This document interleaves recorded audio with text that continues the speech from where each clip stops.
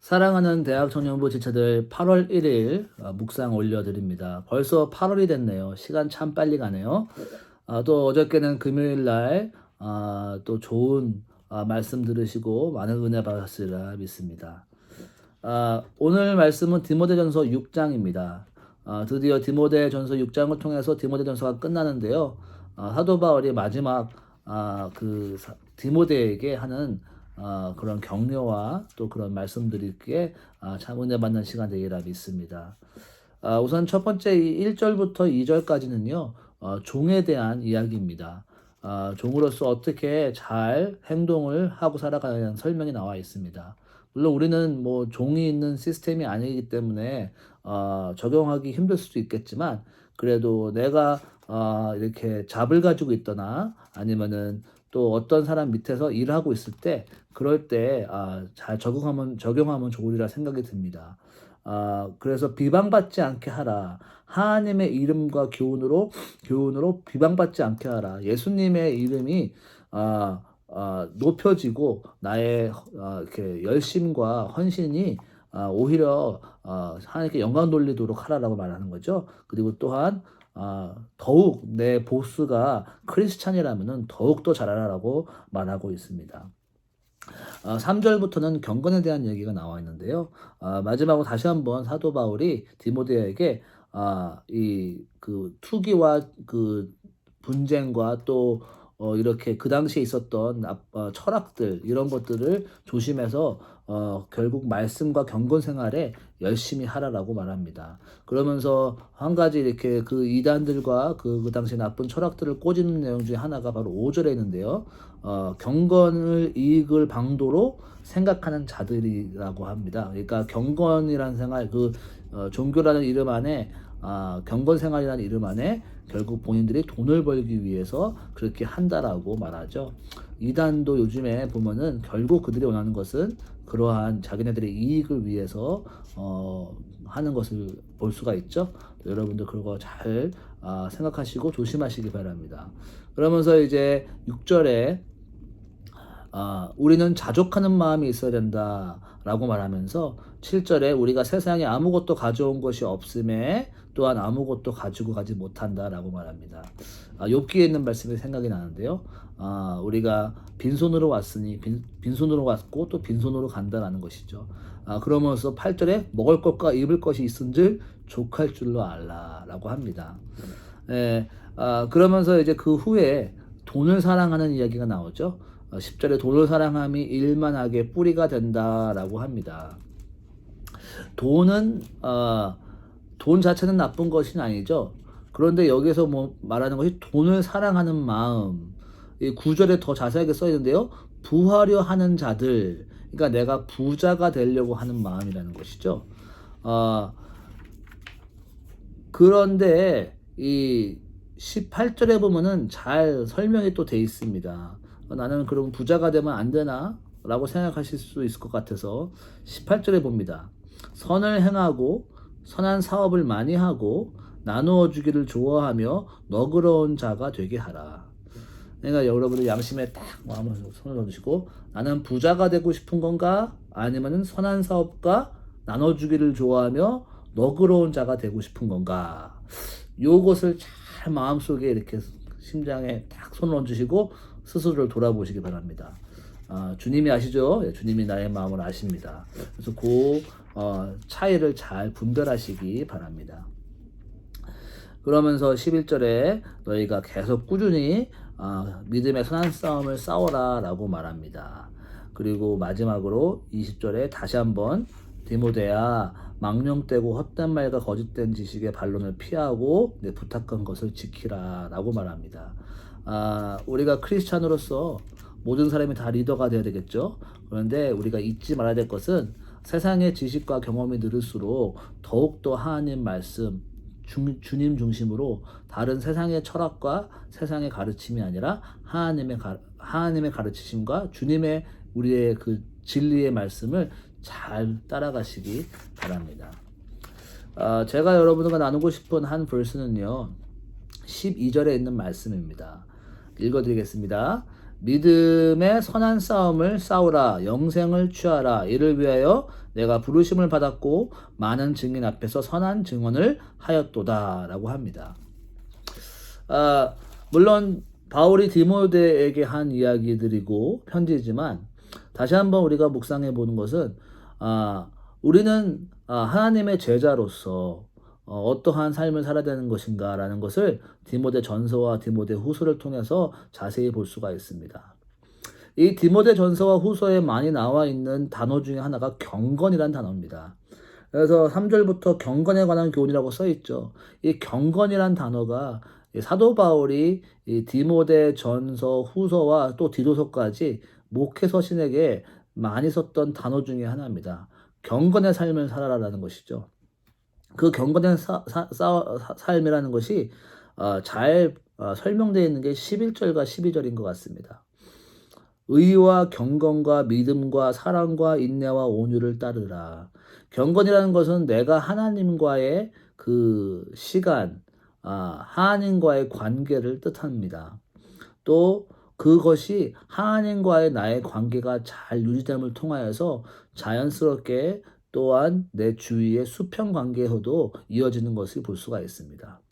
이 경건이라는 것은 모든 크리스천들에게 반드시 필요한 것이고 경건의 삶이 나의 속사람을 변화시키고 성장시킨다는 것을 볼 수가 있습니다.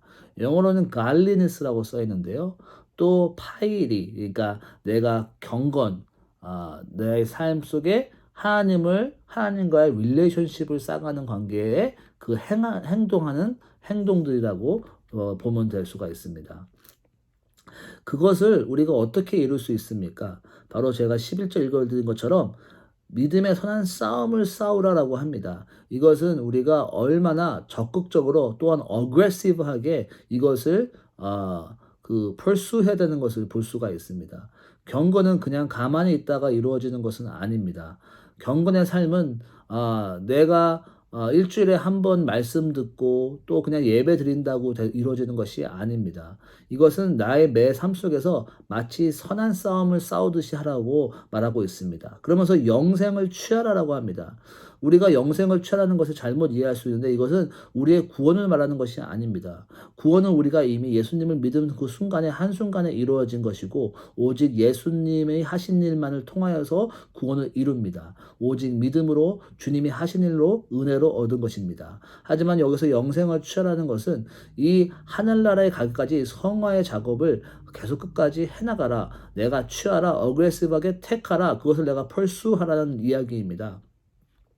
그렇기 때문에 그것을 어체적으로 구체적으로 경건을 할 수 있는 것인가? 바로 믿음의 생활, 사랑과 인내와 온유의 생활이라고 말합니다. 이 경건이라는 단어가 베드로 후서 1장에 더 자세히 나와 있는데요. 베드로 후서 1장에 베드로가 하는 이야기 중에 5절에 이렇게 써 있습니다. 이러므로 너희가 더욱 힘써 너희 믿음의 덕의 지식을, 지식의 절제를, 절제의 인내를, 인내의 경건의 형제 우애를, 형제 우애의 사랑을 공급하라라고 합니다. 그러니까 이 모든 것들이 다 경건의 삶으로 생각할 수 있는데요. 하나님과 나의 그 관계 속에서 이루어지는 행동들이라고 볼 수 있습니다. 이 경건이라는 단어가 또 다른 사도행전에 나와 있는데요.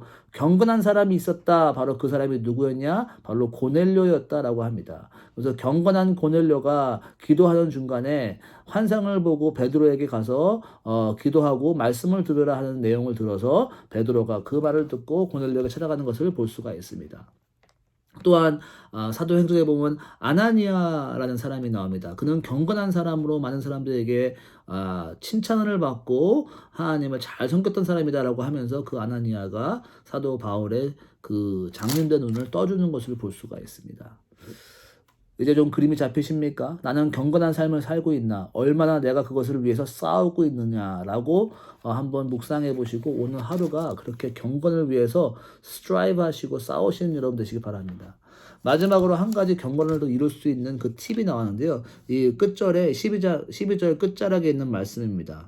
네가 경건을 이런 믿음의 선한 싸움을 싸우라 영생을 취하라 그러면서 이를 위하여 내가 부르심을 받았고 많은 증인 앞에서 선한 증언을 하였도다라고 합니다. 사도 바울은 디모데에게 너가 많은 사람들에게 증언하였다라고 합니다. 어떻게 증언하였습니까? 영어로 보면은 You made your good confession in the presence of many witnesses라고 써 있습니다. 사람들에게 너가 그렇게 하나님을 믿는 사람이라고 confess했다. 내가 그렇게 고백하고 선포했다라는 것이죠. 그때 한 것처럼 기억하라는 것입니다. 디모데가 언제 이렇게 선포했었을까요? 두 가지 생각이 있습니다. 첫 번째는요, 바로 그가 목사 안수 받았을 때 그랬을 것입니다. 뭐 여러분들은 다 목사 안수를 아직 안 받으셨으니까 얼마큼 적용이 될지 모르겠지만 또 한 가지는요, 그가 침례받았을 때라 얘기합니다. 침례는 사람들 앞에서 내가 주님을 믿는다라고 컨페스하는 것이다라는 것이죠. 뭐 어찌됐든 간에 뭐 목사 안수건 침례 때건 그가 처음 주님의 길로 들어선 그 순간이라는 것으로 생각할 수가 있겠죠. 여러분들은 처음 예수님을 믿은 그 순간, 내가 침례받은 그 순간 후에, 내가 예수님을 주님으로 고백한 그 영접 기도한 그 후에 그 첫 마음으로 나는 열심히 살겠다, 나는 하나님한테 경건한 삶을 살겠다라고 다짐한 그때를 늘 생각하며 그때를 생각하면서 싸우고 믿음의 선한 싸움을 싸우라는 것입니다. 자, 여러분들은 얼만큼 적극적으로 경건의 삶을 살겠다고 다짐하고 살아가고 계십니까? 얼마나 깨어서 나의 눈과 생각과 마음과 나의 모든 것이 오늘 하루 godly한 라이프를 살겠다, 오늘 하나님한테 영광스러운 삶을 살겠다라고 여러분들 마음속에 forefront에 그것을 생각하고 살아가고 계십니까? 사도 바울은 디모데에게 늘 그렇게 늘 깨어서 옛날 때를 잊지 말고 그 마음을 계속 유지하기 위해서 선한 싸움을 싸우라라고 말합니다. 여러분 오늘 승리하시기 바랍니다. 여러분 말씀 붙드시고 다시 나의 흐트러진 그 마음을 잘 정리하시고 오늘 하루가 주님께 드려지는 아름다운 산제사로서 그렇게 잘 올려드리시는 멋진 하루 사시길 예수님의 이름으로 축원합니다. 잠깐 같이 기도할까요? 주님 감사합니다.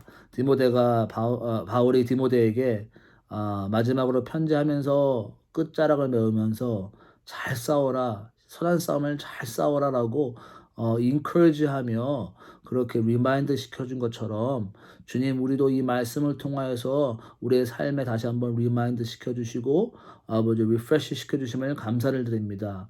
오늘 하루 멋진 믿음의 선한 싸움을 싸우게 하여 주셔서 믿음과 사랑과 인내와 온유와 절제와 그 안에서 주어진 그 하나님께 올려드린 나의 모든 삶의 모습으로 삶의 예배자가 될 수 있는 오늘 하루 될 수 있도록 축복하여 주시옵소서. 감사하며 예수님의 이름으로 기도했습니다. 아멘. 승리하세요. 할렐루야.